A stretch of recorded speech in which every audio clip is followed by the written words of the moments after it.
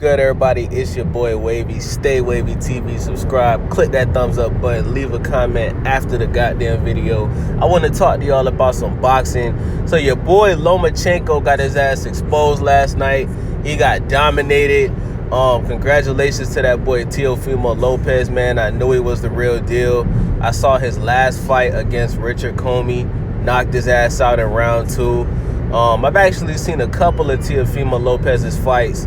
I started watching him around like 3 years ago, man, and I'm like, bro, this dude is the truth, man. Like, he the real deal. He has knockout power. He's a good counter puncher. And what I like about Teo is he gonna get up in your chest, man. He not one of these fighters that's gonna just, focus more on defense than actually hitting your ass. He's gonna get up in your chest. He's gonna walk up to you. He's gonna walk forward the entire fight. He's gonna walk you down, and he's gonna try to knock your ass out. So now I'm gonna keep it 100 with y'all. I ain't see the whole fight last night because I knew that Lomachenko was gonna lose. I'm gonna tell you why. So I stayed up until like 11:30 last night just to watch this fight, right? Because I'm gonna be honest, like, I seen a couple of Lomachenko's fights, but I do know that he already has a loss on his record.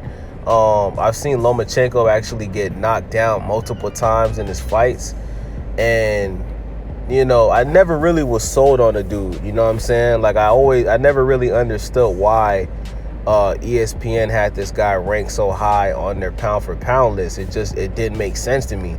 14 fights, 1 loss, and you've been knocked down multiple times. And on top of that, you haven't really fought the top dudes in your weight class, you know what I'm saying? At 135, you know what I'm saying? This is the same Lomachenko who dodged Devin Haney. Devin Haney is one of the most popular young dudes in boxing right now because of his work ethic, how he performs in the ring. And this guy just he's coming out and he's calling everybody out in his division. He wants to fight everybody. He called out Lomachenko, and Lomachenko went out of his way to dodge him and not fight him. And I thought that was weird because, Devin Haney is young. Lomachenko is 32 years old. It's not like Lomachenko is a young dude who's like, you know what I'm saying? Yeah, he only has 14 fights, but the guy is 32 years old. Devin Haney is 21. This is a young nigga, you know what I'm saying? He's been professional. He turned pro, I think, for like 2 or 3 years now.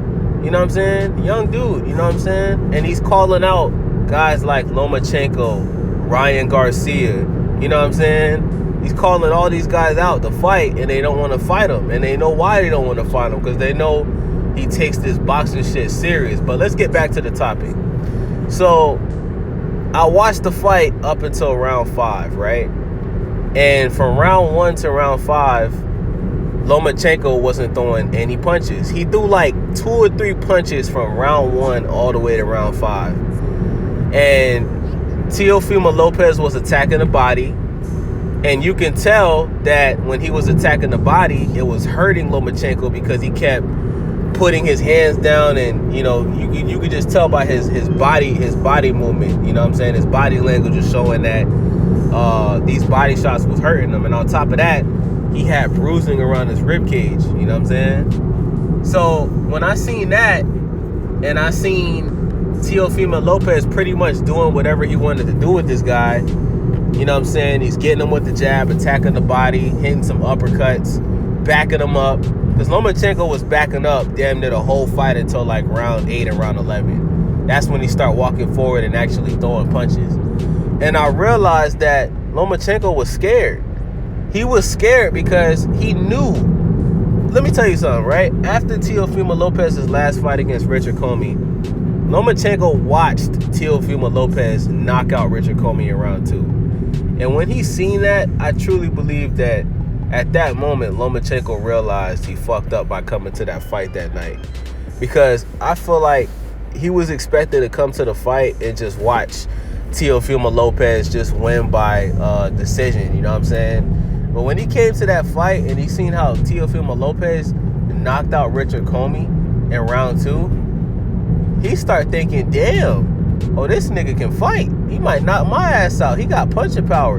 And Richard Comey ain't no scrub. You know what I'm saying? Richard Comey is not a scrub, man. Richard Comey is a pretty big dude, you know what I'm saying? Obviously, he's black, you know what I'm saying? He's very in shape, you know what I'm saying? And he's not a pushover. I'm not saying Richard Comey is the best at 135, but he damn sure ain't no pushover. It's somebody that you could just play around with. So, you know, when Lomachenko walked in that ring to call out Teofimo, I don't think he wanted to do that. I think that was arranged by Bob Arum in Top Rank. I don't think that was something that Lomachenko said that he wanted to do. I think he was told to do that, right? So the reason why he wasn't throwing that many punches the entire fight until towards the end is because he knew that he was going to be exposed. He knew that he finally was fighting somebody that either was on his level or above his level. And most importantly, he didn't want to get knocked out. Bro, when you see, okay, it's just like Adrian Broner, right? When Adrian Broner fought Maidana, whatever his name is, and he got knocked to the ground, and he, you know, remember when he got knocked down and he was on the ropes, and, you know, he got dominated, bro. He got his ass whooped, right? Ever since that fight, Adrian Broner, he doesn't throw a lot of punches in his fights anymore. You hear people say all the time, oh, Adrian Broner, you know, he could be one of the best fighters at 140 or 147 if he lets his hands go. But the reason why he doesn't let his hands go anymore is because he doesn't want to get his ass knocked out. He doesn't even want to risk getting knocked to the ground. Because when a boxer gets knocked to the ground or when they get knocked out, they feel like the fight is damn near over. So they rather not throw punches at all and barely get hit and maybe throw, you know, 10 to 15 punches the entire fight, because at least they can say, oh, well, he couldn't knock me to the ground. Oh, well, he couldn't knock me out. Yeah, he couldn't do it because you weren't throwing any punches, my nigga. You know what I'm saying? Like, and this is common sense. So the reason why Lomachenko wasn't throwing any punches last night is because he really believed that Teofimo Lopez could knock his bitch ass out, and he got exposed. And this is the same Lomachenko that is number one at 135, number one pound for pound, right? Even with the overall pound for pound list, all the divisions mixed together, they had Terrence Crawford at number one, Lomachenko at number two. Both of those guys, in my opinion, because I know there's a lot of Terrence Crawford fans out there, but when you look at the resume of both of these guys, I don't think either one of them deserve to be in the top 5. I'm not even going to talk about Terrence Crawford because we focused on Lomachenko. I can do that in another video. But Lomachenko, he has a loss on his record. He only has 14 fights, right? Lomachenko isn't out here knocking dudes out like that. That's not how he wins fights. He wins fights by just, you know, his angles, throwing a lot of punches, you know what I'm saying? Dodging. But, you know, he's not going up again when, okay, you see Lomachenko get knocked down multiple times against different fighters, right? Right? So it's not like he has like a Floyd Mayweather type of defense. He has the same chin that Amir Khan has. He has a glass chin. You hit him in a certain spot, he gonna get knocked to the ground. So when you put him in a ring with a young bull like Teofimo Lopez, you will get exactly what you seen last night. A guy that's fighting like he's scared for his motherfucking life, bro. And that's what it was last night, dog. Nigga was scared, man. And I'm glad I went to sleep after the 5th round, because I'm not finna, like, I was kind of pissed off, because I'm like, damn, I stayed up until 12 o'clock midnight to watch a guy not even throw punches. Just back up the whole fight, barely throw punches. You know what I'm saying? Like, you wait till round 8 to finally start throwing punches and hit this guy. You wait till round 11 to try to knock this guy out, and you just don't throw punches? I mean, what kind of fighting game plan is that, bro? Lomachenko, bro, you should be ashamed of yourself, bro, because your performance last night was a disgrace to boxing, bro. It was a disgrace. And it just goes to show what happens when ESPN puts out these hype job dudes. The same thing's going to happen to Terrence Crawford. It's only a matter of time. The same thing is going to happen to Terrence Crawford. It's only a matter of time. It's only a matter of time.